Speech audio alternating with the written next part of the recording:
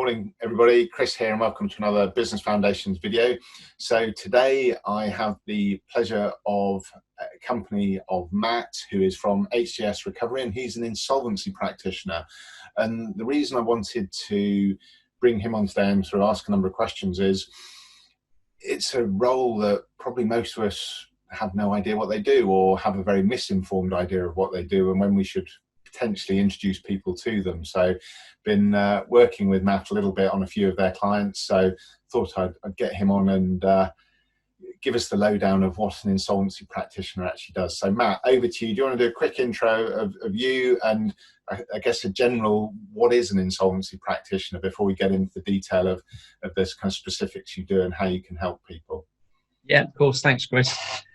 So I'm Matt. I've been working in insolvency since I was 19, which is quite a long time ago. I spent a lot of time working in London for one of the big four. So I've worked with some quite large corporates, working on some very interesting cases. Then more recently, I've been working more locally outside of town, and covering the more sort of smaller businesses, which I think is a lot more hands-on. It tends to be a lot more interesting from our point of view, because there's a lot more we can do. There's a lot more ways that we can sort of use the insolvency tools and some of our experience in trying to turn some of these around. Obviously, not everything can be turned around, but it's just important to have a look at it and have an initial sort of discussion with people.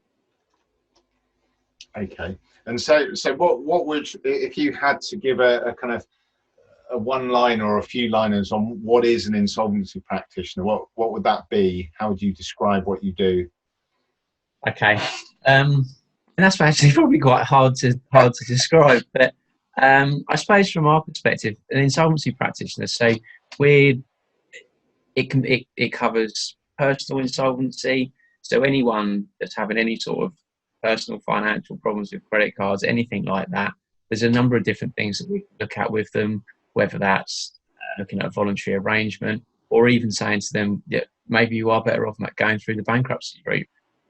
And there's other personal stuff that we can do. It's really about starting the conversation and having a look at it. Okay. And then from the corporate side, which is a bit more what I tend to concentrate on, then it's a little bit more business related. And then we generally, it will either be a director that comes to us, or sometimes it's a lender. More often than not, it'll be one of the directors, and they'll come to us and they'll say, we're starting to struggle here. We're under pressure from someone. What can I do? And the beauty of it is, if they come to us early enough, we can have a look at some of their financial information. And from the insolvency side, there's voluntary arrangements that we can use. You can look at using administration, which is basically a slightly more formal process. It might, if it's early enough, they might not even need to do that. The IP's sort of role can be so wide that it can be the formal appointment, or it can be just a monitoring role and just offering some sort of initial advice. Okay. And the number of people that we speak to, that there is that initial advice, and we'll speak to them for an hour, 2 hours, maybe it'll be a couple of times, and nothing will come of it. They'll go away. They've got a few new ideas, and we'll never see them again. But put their mind at rest, and they can just go away. I think the worst thing that sometimes comes across of an insolvency practitioner is we're just there to bury the company. That's really not the case. Right. Okay. And that's quite interesting, because I suspect, and I probably would include myself in this until coming across you kind of earlier part of this year, is people probably have that perception of, at the point you go to you, it really is to just kind of finish things off. And yeah, exactly. Saying is that there's a number of times that actually, if they come to you early enough, you can probably point them in the right direction, possibly not even have to use your services. Exactly. And I think another really important distinction for us is people find it quite difficult to separate the company and the business. Right. Someone can have a perfectly viable business, but the company is absolutely saddled with debt.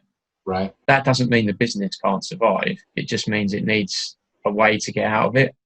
Okay. And sometimes that could be that it needs to go into liquidation, but there's no reason why the business can't go elsewhere. Okay. It can very much be a restructure just because the company's not savable. That doesn't mean the business isn't.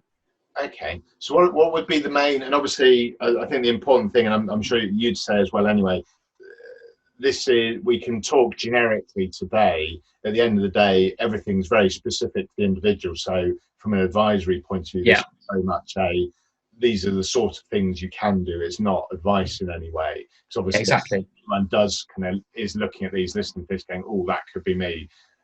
Don't do it. Go and talk to yourself or someone like you, so that you get proper specific advice. Yeah. What are the, assuming, let's focus in on the business, and let's assume that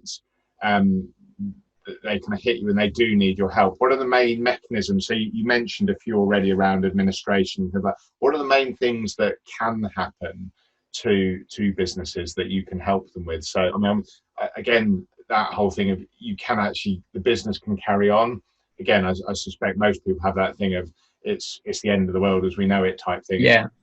So, well, and I think that's something that we may well see coming out of the back of these government loans that have come. I mean, the fact is people can borrow that money at a very low rate or nothing for the first 12 months. It's going to come a time when they've got to pay it back. If that company was already heavily in debt, that company may not be able to survive that. But depending on what that business is, I mean, if that business is perfectly viable going forward, it could be that company could go into administration and it could then be sold to a different company, or it could go into liquidation. And at that point, the liquidator could just sell the business to a different company. So there's no reason why the same directors can't be involved. There's just a little bit of compliance around it, just to make sure that everything's completely above board. There's no reason why someone can't move that into a different company.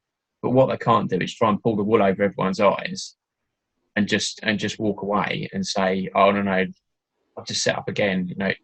It's just really a case of insolvency rules are there to help. They're not there just to put a block in front of everything. Yeah. I mean, the people want the business to survive.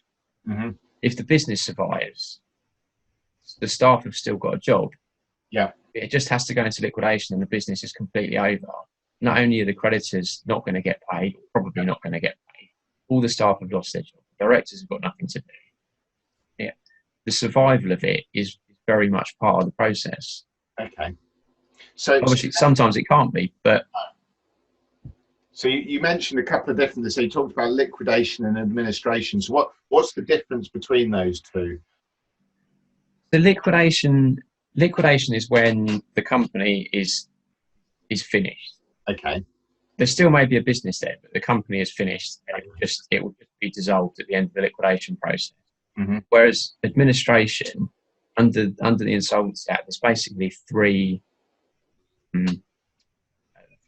parts to it. Effectively, the first objective is to rescue the actual company, to keep the company completely intact, the business and everything else. Okay. And then if that can't be done, then you move on to the second objective, which is to basically to ensure that there's a better return for the creditors than if the company had a first just gone into liquidation.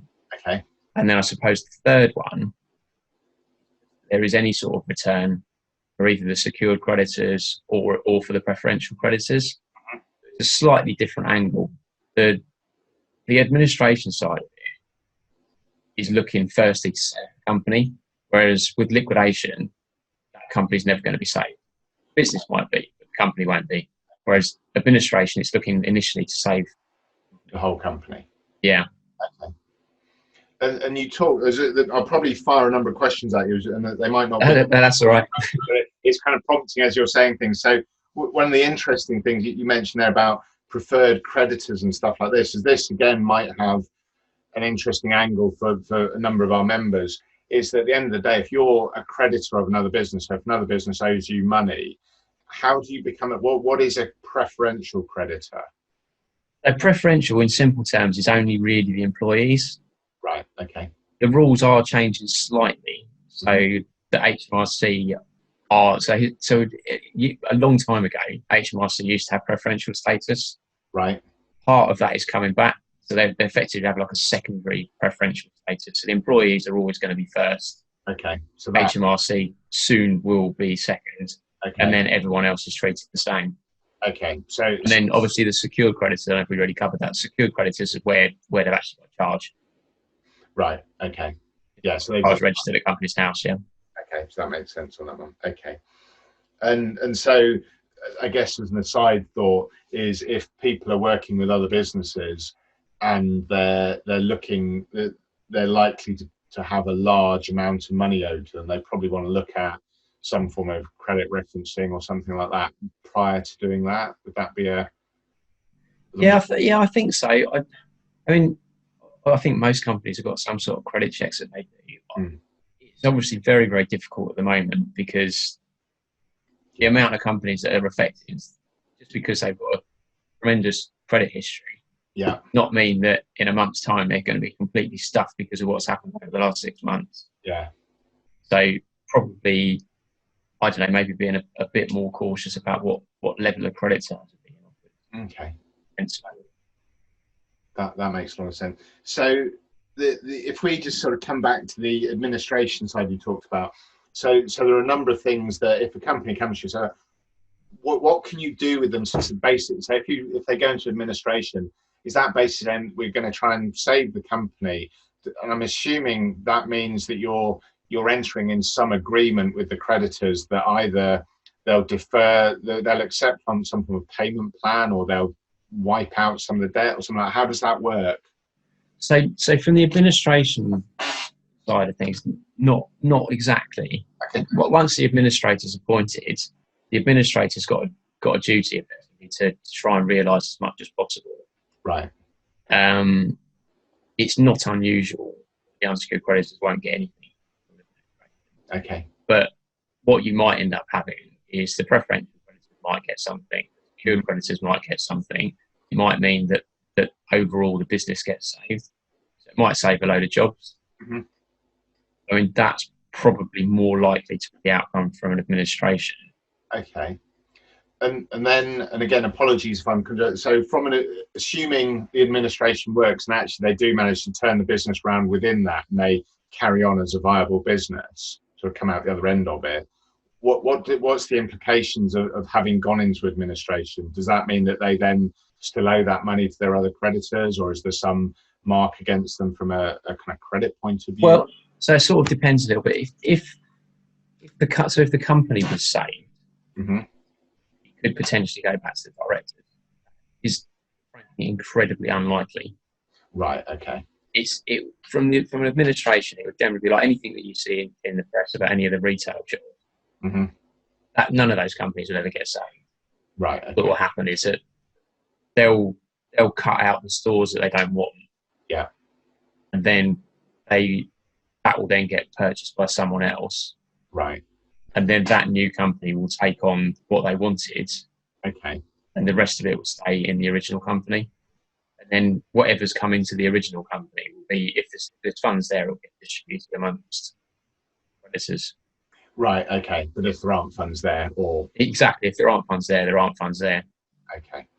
But I suppose the main thing is to show that is a better outcome than had they just put it straight into liquidation. So if they'd have put it into liquidation, those stores wouldn't have been able to trade. Right. And they probably never would have got that sale away. Right. Okay. So it allows effectively some of the assets, whether they be kind of whatever they are, the stores or kind of products, whatever, to effectively be sold for some rate to a new company, which might introduce some funds back into the old. Yeah, and I think administrations they tend to be companies that are trading. It would tend to be something that in order to maximise the realisations, you want it to continue to trade. Mm-hmm. An administrator is able to oversee that trading process, and that's part of their role. Yeah. Whereas if it goes into liquidation, it would just cease trading. You wouldn't keep it running. Right. Okay. Okay. So a few other bits that sort of come into mind on this. Obviously, and this is standard in business, that one of the biggest issues in business, and usually one of the biggest killers in business, is cash flow.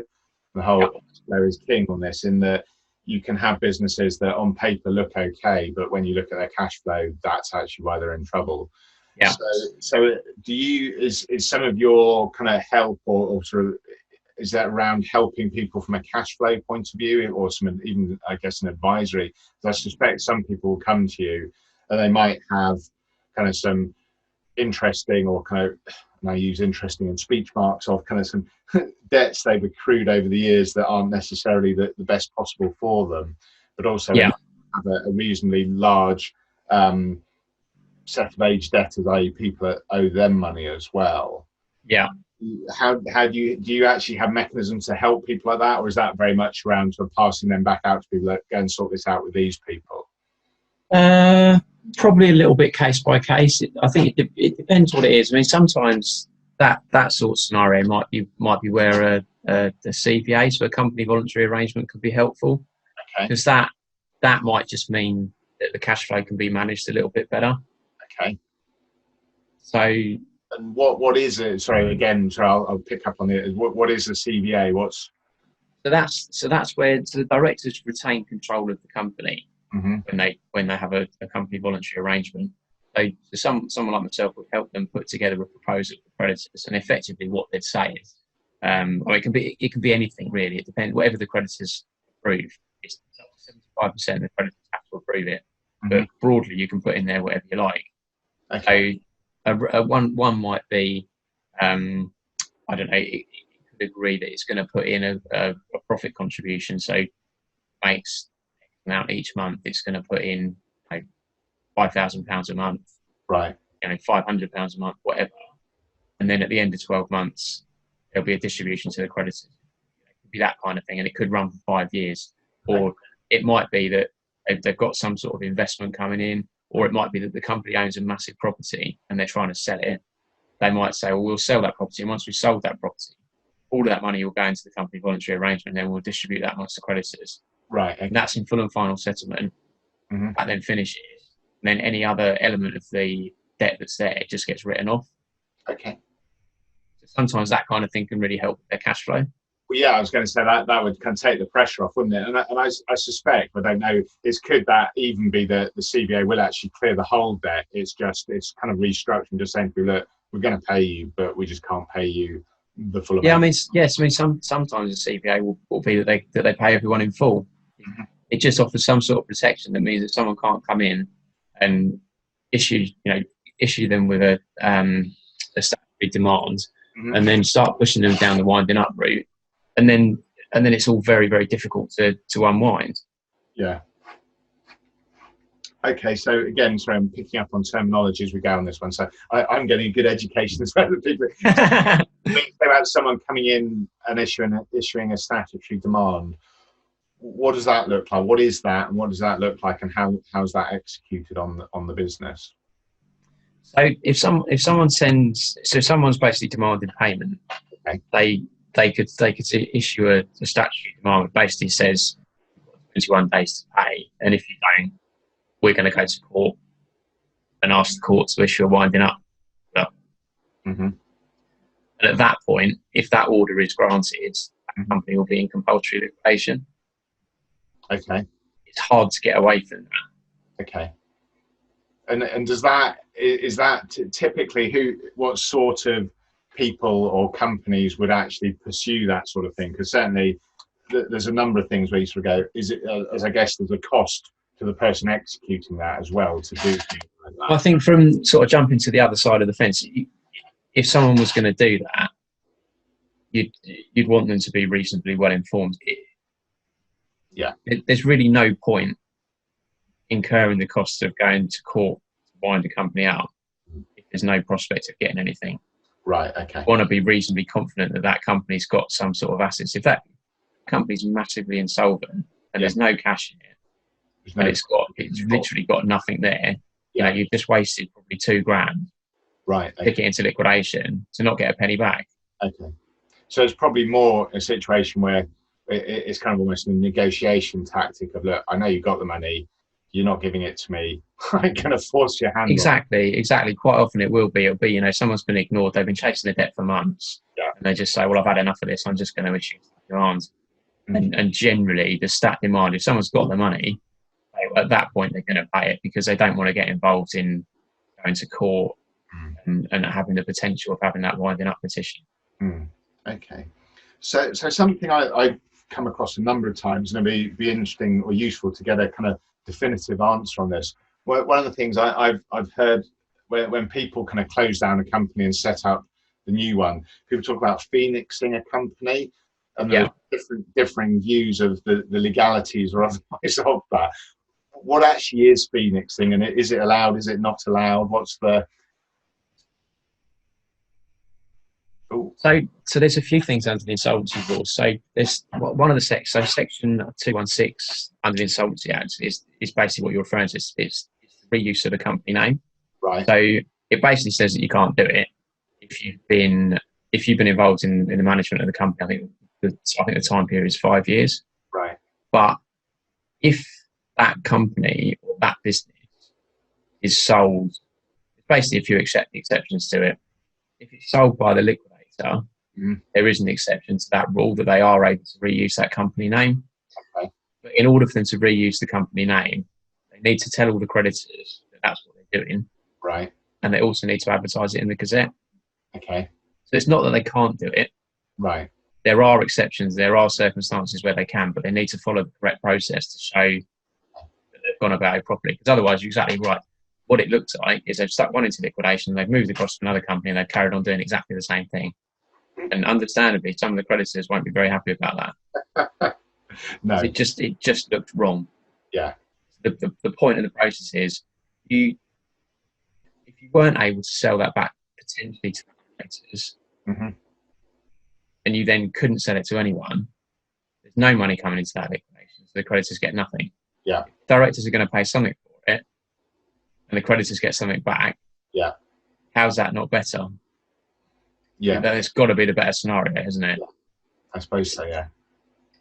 Yeah. I guess in a lot it's all about perception. Yeah, absolutely. I guess when you get to that point, if you're owed the money, you kind of, I guess some is better than none, but it probably still leaves a not particularly pleasant taste in your mouth. Absolutely. And I'm sure it does. But I think the difficulty is if you weren't able to do that, I put me on the spot, I can't think of a good example, but there's a number of liquidations that will happen. Yeah. And the business that's there, you're never going to sell it to anyone else in a month of Sundays. Yeah. But the director will take it. Yeah.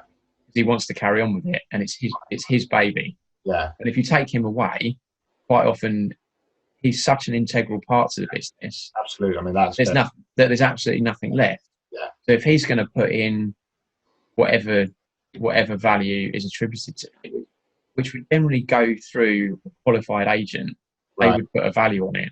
Right. He would have to pay the valuation amount for it. Yeah. In order for him to transfer that across into his new company. If that then goes into the liquidation and there's some money left for the creditors, that to me has got to be preferable. Absolutely. And I guess with all these things, there's probably a number of kind of myths or kind of urban legends out there as well. So one of the things that I've certainly heard floating around a few times is someone's kind of racked up fairly substantial debts just with HMRC and kind of no one else, and then gone, right, I'll liquidate that company and start again. Is that really a thing? Can that happen? Can that actually be illegal? Well, I would certainly not recommend that. No, exactly. No, and I'm not looking for recommendations for a case of can that actually realistically happen? Because I think sometimes that probably has happened. Okay. But some of the new legislation I think will put a stop to that. Yeah. I forget when it came in. I think it was in July. There's basically now the potential for directors to be personally liable for the money that's owed to HMRC. Right. Yeah. Which is broadly to stop exactly what you're saying. Yeah. It's not there for someone that's they've COVID's come in. Yeah. The company's failed. HMRC are left owing 50, 100 grand. Yeah. They're not then going to say, oh well, here's your joint liability notice. You're going to have to pay for that. Yeah.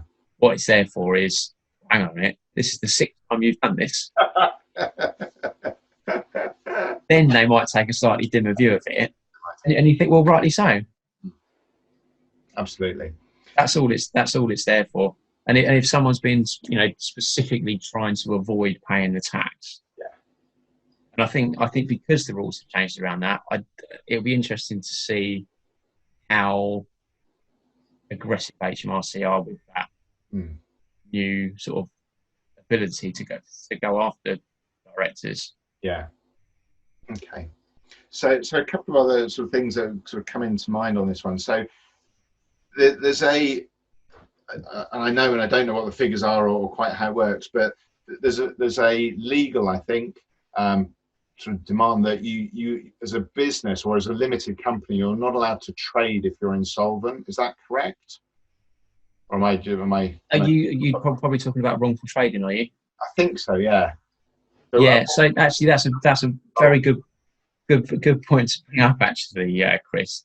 So part of the government sort of support through COVID-19 effectively ended the ability for anyone to be found in breach of wrongful trading legislation. I think a real reason why that was done certainly appears to be a little bit of a good publicity. Yeah. I think the reality is it probably hasn't made an ounce of difference. Okay. Because the directors have still got all the same responsibilities that they had before. Yeah. They're still bound by the Companies Act. They've still got to act in the best interest of the shareholders. They've got to act in the best interest of the creditors. If they then continue, borrow a load of money, spend it all themselves, don't touch the business. Yeah. Just because that's not wrongful trading doesn't mean they're not guilty of anything else. True. Yeah. I think it was maybe not completely pointless. I could sort of see why the government have tried to introduce it, but I think the reality is that's not made any difference whatsoever. Right. Okay. Yeah, that makes a lot of sense. Okay, so that's useful. So the other one is probably a kind of slightly different angle. Is if you're working with companies like this, and you get to the point where you discover it is a viable business, or it's got parts of the business are viable, but the overall company isn't. I'm assuming there are opportunities for existing businesses to come in and buy some of the viable bits. How do you, yes, as a business, I mean, I'm kind of interested from that perspective, but how as a business do you even find out about these sorts of things, and how would you go around actually buying? As you say, as you give examples on the news where people sort of say, oh, this whole chain's shut, or it's gone into liquidation, and they just buy certain bits of it. Yeah. How do you even find out and sort of about those sorts of opportunities? So we generally use agents for selling anything like that. Okay. They will advertise it, they would market it, they would have a database of people that they think potentially would be interested, or people that know people that think they might be interested. From someone, for an outsider, I guess it's maybe not that easy to find out about it. Okay. We would certainly say so. Just thinking of an example from a year or two back. We had a pharmaceutical company, and the agents involved in that it's obviously incredibly highly regulated. Yeah. So the people that would be able to purchase that are not difficult to find. Yeah. So the agent will just find out who they are and contact them. Yeah. So it tends to be the agent. The agent will work on that. They'll try and find the appropriate people. Okay. And then I suppose outside of that, if taking you for an example, that would just be because you know us, or we know someone. It would just be network. Right. We know other people. We've come across someone who we think, oh well, that might be up their street. It's more to do with that on that sort of side of it. Okay. As obviously from if businesses are in a kind of growth phase, one of the ways of actually growing a business is acquisition. So that could be an interesting kind of angle. Exactly, which is I think which I think where the agents will come in. They'll look at who else is in that marketplace. Yeah, and that's exactly what they'll do. They'll look at other companies that might be looking to acquire, and then they'll make the call, or they'll send round an email teaser just saying, even if it's on a no names, we've got this, and this. Yeah. give us a shout if you're interested, and we can look at providing some more information on it. Mm. Okay, that's quite interesting. So that could be another useful thing for some of the members if they're looking to grow. It's a whole potentially, as I suspect, if you are buying assets from a business, in that case, you probably get quite a good rate. Quite often, yeah, absolutely, yeah. Okay, good stuff. Okay, well that's been really useful. I've kind of gone around a number of bits, hopefully given a good idea. Is there anything kind of major that you do that we haven't touched on today that you think might be useful for the group? Or I don't. I'm sure there is, but not that instantly springs to mind. Okay, well, I mean, what I do is when we put the video up on the group, we then obviously people can comment. So if people have any questions, and I'll put your contact details in the comments as well, so that as at the end of the day, people might have some generic questions, but if they've got specific questions, probably better to direct them directly to you rather than just putting them in the group, because they're probably reasonably personal as well. Yeah, so, no, I'm happy to do that. Yeah, of course. I'm sure, more than happy to do that. So just as a summary, there's a number of things that you can do to help companies, but almost the kind of overarching thing I got from you is that actually it'd be better off for people to come and talk to you sooner rather than later, because a lot of the time you talk to people and end up not actually working with them because they've got other routes that they can deal with things. Yeah, absolutely. I think the absolute thing to take away is the earlier that you speak to someone, the more options there are. Yeah. Whether that's that we just refer it to someone else, or whether that's that there's all the different insolvency processes, or if it's just putting someone's mind at rest.